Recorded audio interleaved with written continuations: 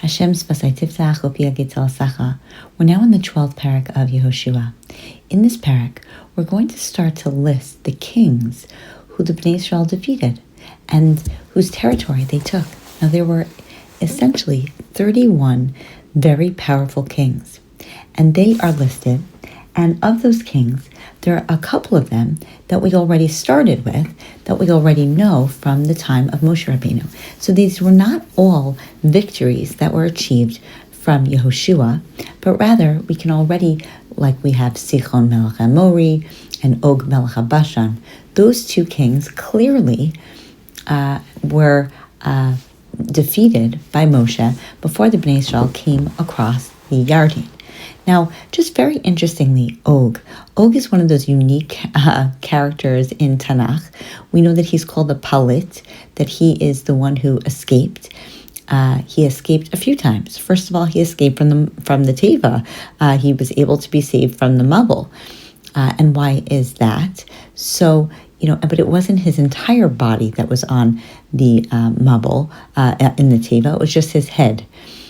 Essentially, his head, his lips were there to, they said the right things, and so for that reason, he was capable of being someone that could be saved, but he wasn't completely a tzaddik. He just wanted, he did a nice thing. What did he do?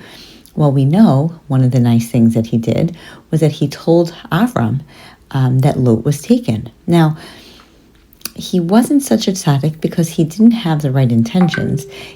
Essentially, he really wanted to marry Sarah.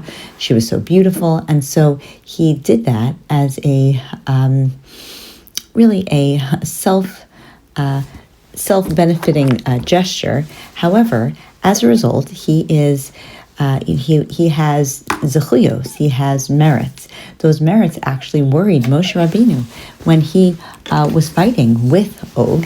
He was concerned that Og would be successful, or that he would be victorious over Og. In fact, how did Og die? So the Gemara talks about that Og lifted a stone that he wanted to throw at the Bnei Israel, and he's a giant. So, but the ants ate through this rock, and as a result, it fell instead on his neck, and he couldn't move his head because his teeth started to expand, and for whatever reason, he was unsuccessful, and that is how he finally met his demise. But it does suggest, and this is an important piece, is that he did one good thing, and we've mentioned before, we'll continue to highlight, that just one good deed is enough for Hashem. Hashem sees everything. He sees the effort that goes in. He sees the capability to do the right thing, even for the wrong reasons. And so he was meritorious to be able to survive, and he survived for hundreds and hundreds of years. Okay, in addition to which, some say that he was the brother of Sichon. Now, I don't know how that would work because I don't know what Sichon did well, but in any event, these are two of the many kings that Moshe Rabbeinu actually was the one to fight with. Now, when Moshe finished fighting, he gave Reuven, Gad, and half of Manasseh land. Now, the land and the territory, we're going to have an understanding of exactly where it is, but they had on the other side of the Yarden. Now, on the side of the Yarden that would allow for them to, they had from, the south all the way up north, which ended in the Hermon. It went past En Gedi all the way down, and it went all the way up to Hermon. Now, the question is, and this is a beautiful, beautiful Orach Chaim. So the Orach Chaim says, how in the world could they ask for the other side of the Yarden? Like, why would they do that? It makes no sense. So, and what does the Torah say? The Torah says that there was a miknei rav, that they had a lot of cattle. But Orach Chaim says, don't read it as miknei rav, don't read it as a lot of cattle, but read it rather as mekane rav, to buy a Rebbe. They didn't want to part with Moshe Rabbeinu. They knew that Moshe Rabbeinu was on one side and they just wanted to feel the continuous closeness to Moshe. And so really what they were saying was, we don't want to cross over the Yarden because our Rebbe can't cross over the Yarden. And that is, that's a different perspective, that really they were doing it because Moshe couldn't cross over and they just wanted to stay with their Rebbe, which is a much more beautiful idea. In addition to which, we do have an understanding that the land has some level of Kedusha, but it by no means was a land that had as many mitzvos, like the laws of Shemitah don't apply. And so they were sacrificing on, for the sake of their Rebbe. And so A, they didn't want to part with their Rebbe, and B, they wanted to include the Rebbe in exactly what they were doing. And so they really were righteous in asking for that land. Now, in addition to which, now the rest of the Perek goes through a listing, and if you take a look at what it looks like inside of the Tanakh, you will see that it is very choppy. It's Melech Yericho Echad, space, Melech Ha'ai Asher Mitzad, base kel Echad. Then a lot of space. Melech Yerushalayim Echad, space, Melech Hebron Echad. It's kind of like a tower. And perhaps the 31 kings, they are like a tower. Where else do we have this? We have this with the children of Haman, the sons of Haman. It's the same type of thing, as well as Yashir, because it's really a song. It's a song that we're singing that we're reminded of the greatness and the godless of HaKadosh Baruch Hu. But it kind of makes a tower to highlight that, just like a tower, these people, all of whom are going to be knocked down. Now, 17 of them we mentioned, 14 it's the first time that we ever mention them on this list. And why is that significant? Because it highlights that, the Navi is not just a historical exact recount, but those stories and those issues that are really important to us, those are the ones that are included.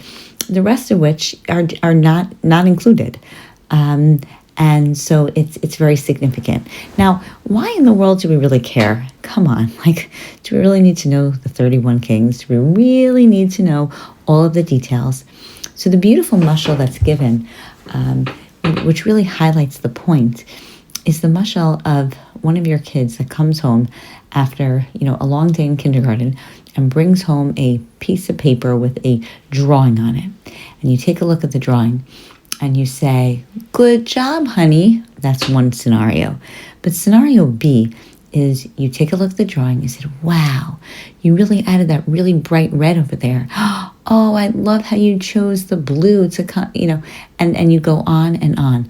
Which one is going to make the child feel more appreciated? So obviously, the more details that you put into something, the more effort you put in the communication factor, the better off everyone is, which is why we have Dayenu, right? We have a lot of Ilu Lo Hotzia Kadosh Baruch Hu, right? We have all of the Dayenus, which at the Seder, which highlights exactly the same. We go into detail because when we really want to highlight that we are so thankful for something, we don't just say, "It was great."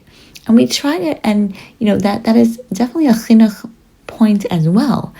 We want to make sure that our children, that they can look at things in a more broad term, and that the thank yous are pointed praises. Yes, it was really delicious. That chicken soup was so delicious with those knedels, as opposed to, the meal was wonderful, thanks. And that's just, again, a level of when we're being modeh to HaKadosh Baruch Hu for all that he does, it's really important that we highlight exactly what it is.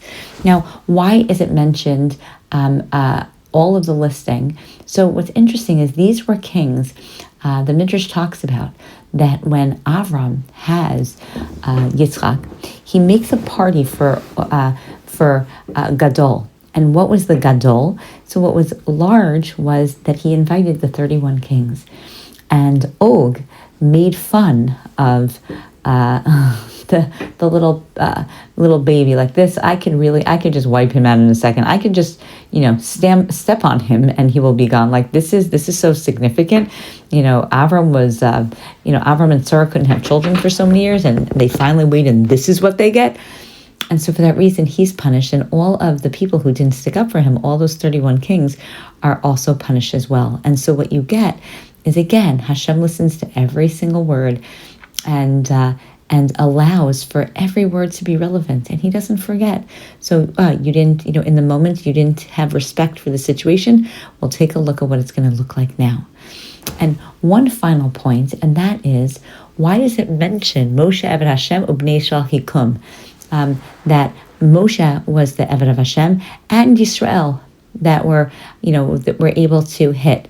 Well, why? It could have been just enough to say, okay, Moshe was responsible. He was a leader, and he was responsible for the success of the battles that he was in charge of. And so then he gave the inheritance to Reuven, Gad, and Chatzi Shevet Menashe, and half of Menashe. But it mentioned in Bnei Yisrael to highlight that a leader is just as strong as the zechuyos of their people. And clearly the Bnei Yisrael, they had zechus, they had merits. And their merits is really what brought these amazing battles and successes. Moshe was amazing, but it was not on his zechus that the Bnei Yisrael were able to defeat their enemies. It was on their zechus, because like we said, every single merit that at any time that somebody is Moser Nefesh HaKadosh Baruch Hu, that dedicates themselves or sacrifices anything for Hashem, Hashem notices it. Hashem cares. Hashem remembers it. And so the Bnei Yisrael, they had a level of self-sacrifice. They put in an effort. And Hashem, just digressing for a moment, Hashem really appreciates the effort. And so if you don't have, let's say, for example, enough time to do, learning all day, but with that, with your half an hour, 20 minutes, 10 minutes, 5 minutes that you otherwise could give to yourself, and you sacrifice it l'shem shamayim to learn, Hashem takes it as like, wow, right? Anytime it's the blood, sweat, and tears. It's the self-sacrifice. It's the things that we give of ourselves for Hashem, that Hashem does not forget. He appreciates it greatly, and He then will, attribute the success to you because of the effort that you put in to be a conduit for bracha. And so, what we learn from these small battles that we don't even know much about is the idea that at the end of the day, what made the Bnei Yisrael meritorious is the merits that they brought, the sacrifice and the hard work that they put in. And yes, Moshe was the leader, and Yehoshua is the leader, but at the end of the day, Bnei Yisrael, it's also the Bnei Yisrael. It is because of the effort that the Bnei Yisrael put in that ultimately led to their victory.